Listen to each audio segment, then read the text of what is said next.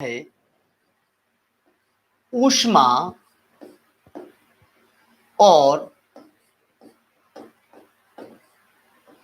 तापमान।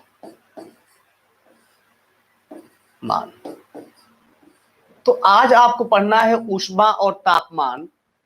तो सबसे पहली बात, ऊष्मा क्या है या ऊष्मा किसे कहते हैं? क्लियर? तो दोस्तों सबसे पहली बात है कि ऊष्मा किसे कहते हैं, ऊष्मा क्या है।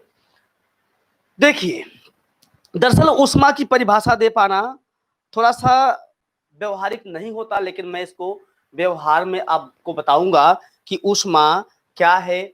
दरअसल ऊष्मा एक प्रकार की ऊर्जा है। पहला पॉइंट, ऊष्मा एक प्रकार की ऊर्जा है और ऐसी ऊर्जा है जो सदैव अधिक तापमान वाली वस्तु से कम तापमान वाली वस्तु की ओर स्थानांतरित होती है। और ऊष्मा का स्थानांतरण तब तक होता है जब तक कि दोनों वस्तुओं का तापमान समान ना हो जाए, और स्थानांतरण के समय ही यह ऊष्मा कहलाती है। क्लियर? तो दोस्तों हम ऊष्मा के बारे में बात कर रहे हैं, तो आइए बात करते हैं। पहले हम ऊष्मा के बारे में, जिसको हम कहते हैं हीट, इसे हम कहते हैं हीट।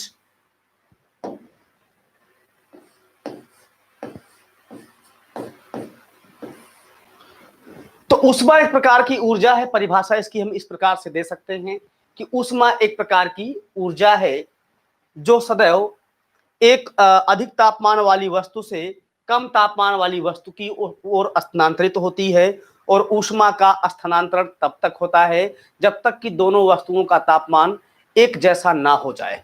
सो गाइस,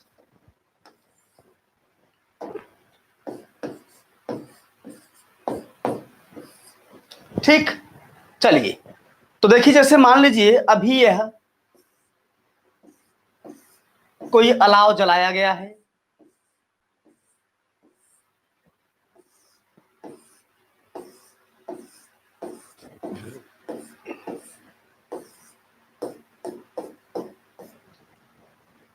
और इस अलाव का तापमान बहुत ज्यादा है।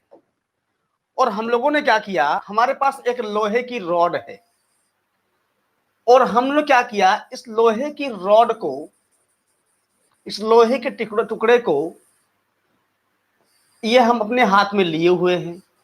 अभी आप सोचिए, लोहे के टुकड़े और इस अलाव में किसका तापमान ज्यादा है? तो जाहिर सी बात है, आप यही कहेंगे कि इस समय ये जो आग जल रही है इसका तापमान अधिक है और लोहे के टुकड़े का तापमान कम है। तो जैसे ही दोस्तों हम इस लोहे के टुकड़े को आग में डालते हैं, तो आग में डालने से क्या होता है? क्या आग बुझ जाती है या और कुछ होता है? दोस्तों आग नहीं बुझती, बल्कि यह होता है कि जो लोहे का टुकड़ा है, इस लोहे के टुकड़े का, जो लोहे का टुकड़ा होता है, यह भी गर्म होना शुरू हो जाता है। और सबसे पहले इस लोहे के टुकड़े का कौन सा हिस्सा गर्म होता है? जो इस आग में होता है, यानी वह हिस्सा जो आग में होता है वही सबसे पहले गर्म होता है। ठीक है ना? तो अभी इन दोनों वस्तुओं में, यानी इस अलाव में, इस लोहे के टुकड़े में लोहे का तापमान कम था और अलाव का तापमान ज्यादा है। इसका मतलब दोनों के तापमान में अंतर है। क्लियर? अब होता क्या है, जैसे ही हमने इस टुकड़े को इस अलाव में डाला, तुरंत यह लोहे का टुकड़ा धीरे धीरे गर्म होना शुरू हो गया। और सबसे पहले वो हिस्सा गर्म होता है जो कहां पर है? जो अलाव में है। उसके बाद धीरे धीरे यह लोहे का पूरा टुकड़ा गर्म हो जाता है, और तब तक गर्म होता है जब तक इस लोहे और इस आग का तापमान एक जैसा ना हो जाए। यही जब यह ऊष्मा, यानी जब अलाव से यह ऊष्मा, यह ऊर्जा, जब अलाव से यह ऊर्जा इस रॉड में, इस लोहे के टुकड़े में जाती है, उसी समय यह ऊष्मा कहलाती है। तो बहुत सिंपल सी परिभाषा इसकी हम दे सकते हैं। और इसकी परिभाषा हम क्या दे सकते हैं? हम कह सकते हैं कि ऊष्मा एक प्रकार की ऊर्जा है। हम कह सकते हैं कि ऊष्मा एक प्रकार की ऊर्जा है, ऊर्जा है जो दो वस्तुओं के बीच, जो दो वस्तुओं के बीच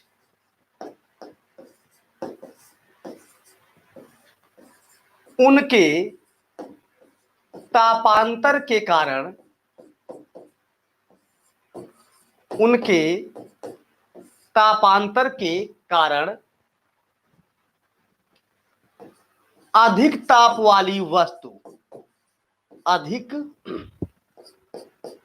ताप वाली वस्तु से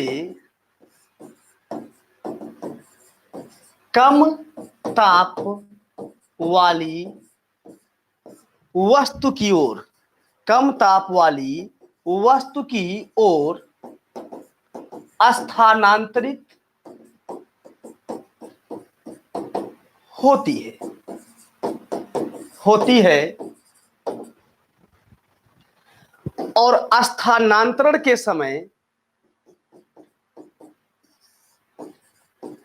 समय, यह ऊर्जा ऊष्मा कहलाती है। तो पॉइंट आप समझ गए होंगे कि ऊष्मा किसे कहते हैं। ऊष्मा एक प्रकार की ऊर्जा है जो दो वस्तुओं के बीच उनके तापमान में अंतर के कारण अधिक तापमान वाली वस्तु से कम तापमान वाली वस्तु की ओर स्थानांतरित होती है, और स्थानांतरण के समय यह ऊष्मा कहलाती है। और यह उस ऊर्जा का स्थानांतरण तब तक होता है जब तक कि दोनों वस्तुओं का तापमान एक समान ना हो जाए। अब देखिए, अब यही पॉइंट्स बनता है कि ऊष्मा के मात्रक क्या क्या होते हैं। अगर हम दोस्तों ऊष्मा के मात्रक की बात करें तो ऊष्मा के कई मात्रक होते हैं। जैसे देखिए,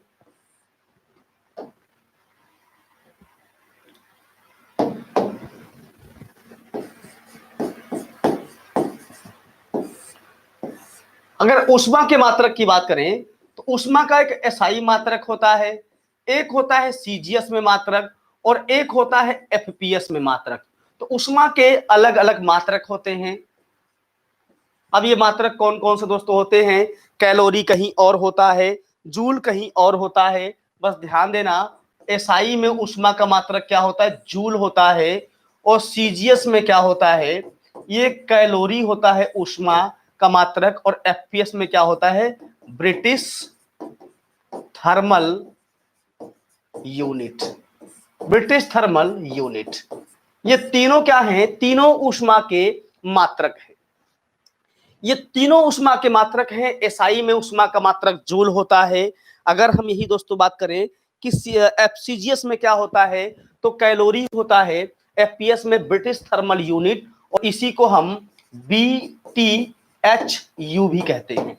इसी को हम बीटीएचयू भी कहते हैं। यह भी पॉइंट्स आप लोग अच्छी तरह से याद कर लीजिए। अगर देखिए हम इसी क्रम में आगे बढ़े, अगर हम इसी क्रम में आगे बढ़े तो आगे क्या पॉइंट्स आता है? कभी कभी पूछा गया है कई बार परीक्षाओं में कि एक कैलोरी, कई बार परीक्षाओं में पूछा गया है कि एक कैलोरी बराबर कितना जूल? तो 0.24 जूल। ध्यान देना, एक कैलोरी जो होता है, सॉरी ये उल्टा हो गया है, बल्कि ये हो जाएगा जूल और ये हो जाएगा कैलोरी। तो एक जूल बराबर